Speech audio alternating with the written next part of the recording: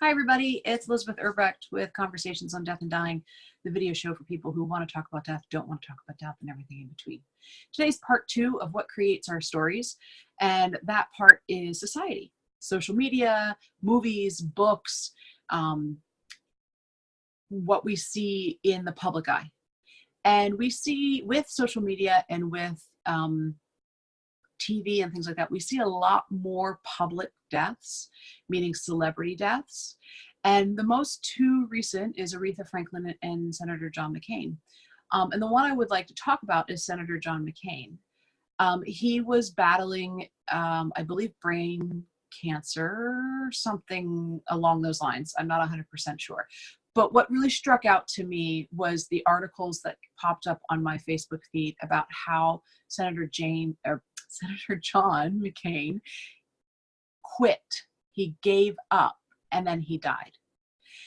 And I find it really interesting because there's this story wrapped around you have to fight. You're giving up on your body and your life if you choose not to do curative care. And that's not necessarily the case. Our bodies are made to process. They're made to process when we're born, when we're living, and then a process of dying. It's what we're developed to do. It's what our bodies are made to do. And sometimes we choose to help our bodies by doing something in the hospice world we call curative care, right? You're looking for a cure to treat rather than hospice care. And hospice care is comfort measures, meaning letting your body process, but in comfort.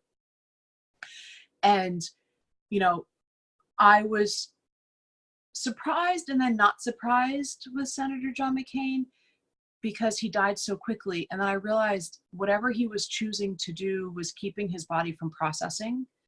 And so as soon as he stopped doing that thing and made a choice, his body was able to pass and he was able to die.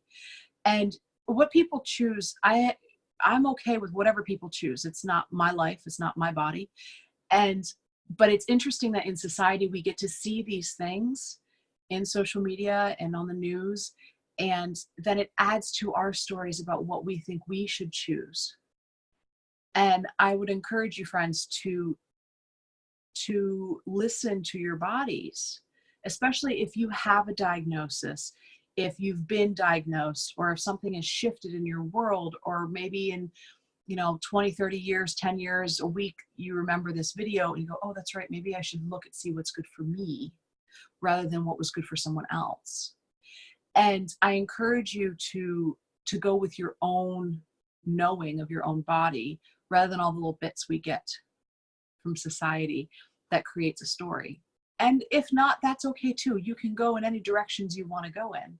But with stories, society really plays a piece in that. We look at these things consistently, especially with social media. We're seeing it all the time in our news feed if we're using it. And going, oh, wow, if I stop curative care, I'm going to die. And sometimes that happens and sometimes it doesn't. I've seen lots of different things. So social media, society creates part of our story of what we see is what the death and dying process is. So friends, I encourage you to share with me how society has affected what you think death and dying should look like and what process it is. And please comment, like my page, go visit me at my website, even though it's not quite ready yet, which is ElizabethErbrecht.com. And I look forward to talking to you next week. I hope you guys have a good week. This is Elizabeth Erbrecht with Conversations on Death and Dying, the show for people that want to talk about death, don't want to talk about death, and everything in between. Have a good week, guys. I'll see you next week.